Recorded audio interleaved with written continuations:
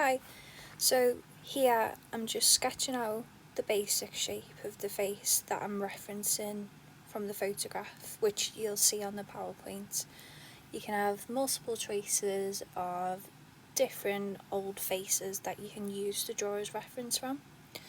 First, I want you to do is to stick some either newspaper or book paper, rip them up and just give yourself a nice background to work off first, and then begin to do your sketch, as you can see that I'm doing now.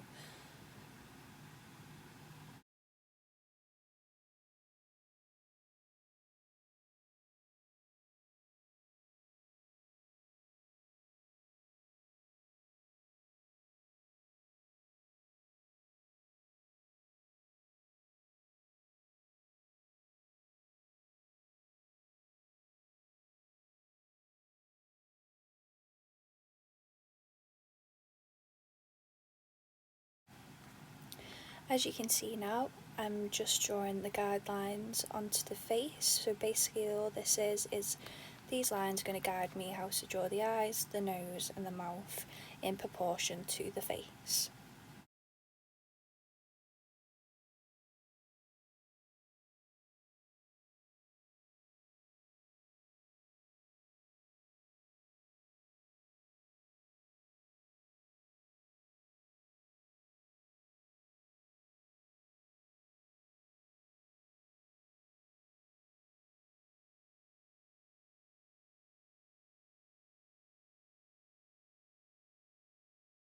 From using these guidelines, as you'll see right now, I've just done basic shapes of eyes, nose, and I'm about to do the lips now.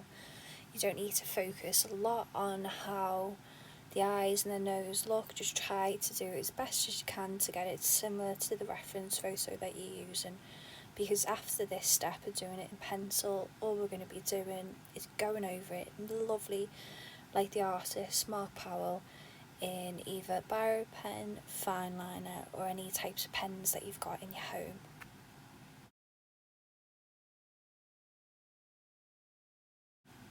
The next important step to make sure that we're referencing the artist Mark Powell as he would in his own artwork is that we need to make sure that our portraits that we're doing are representing how old people actually look. So we don't want to see smooth and beautiful skin as if we'd see it on Instagram filters or influencers or whatever.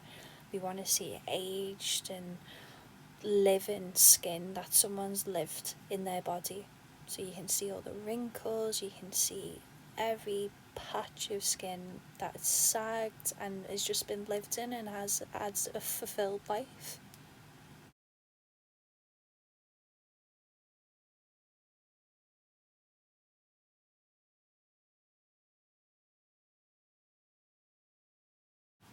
Next step here, all I'm doing is I've taken my fine liner, I've used I think about a 0.5 ballpoint fine liner, and I'm just going all around the face where I've made the pencil markings to make sure I don't lose that when I rub it out, because it'll be a pain to lose the effort that you've put in to get the face right in proportion and all the little details that you're going to add in later.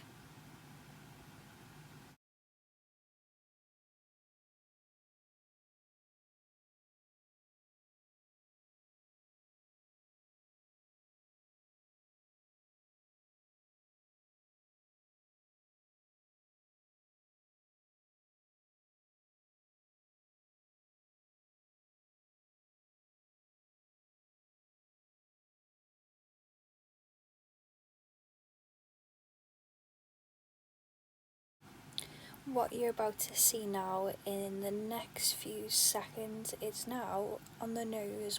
All I'm doing with this technique, it is called cross hatching.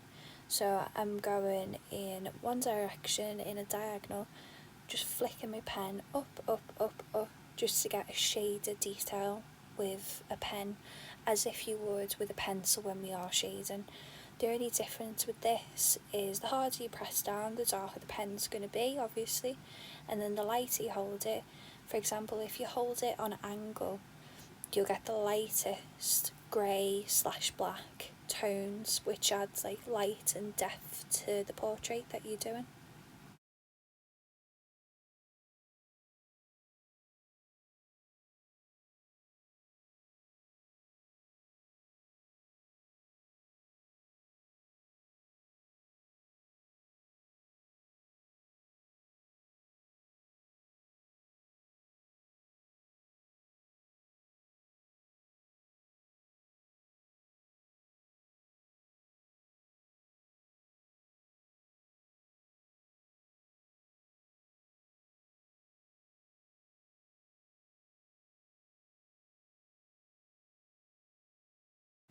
The next step of this drawing, so basically all I'm going to be doing is going over, doing my details, doing my cross-hatching, adding the shades and adding the depth, as you'll see now.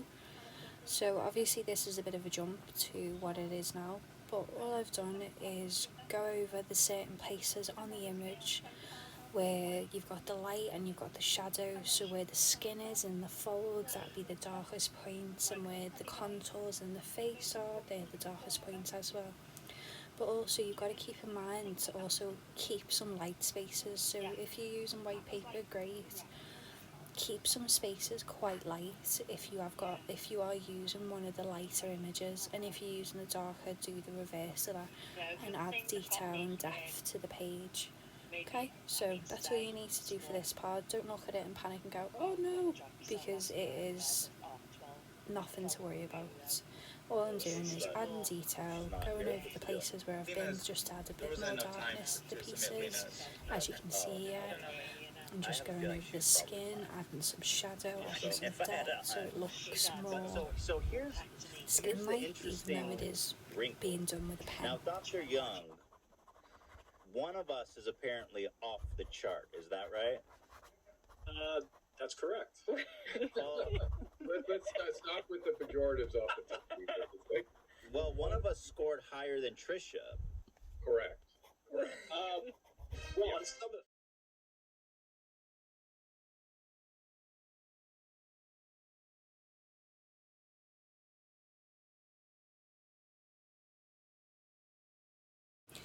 In these few final bits, all I'm doing is going over the wrinkles, adding some squiggles, because basically wrinkles aren't perfect, and as you can see in Mark Powell's work, he does this also just to add a bit of depth and to add more 3D-like features to show the wrinkles and the age of the skin.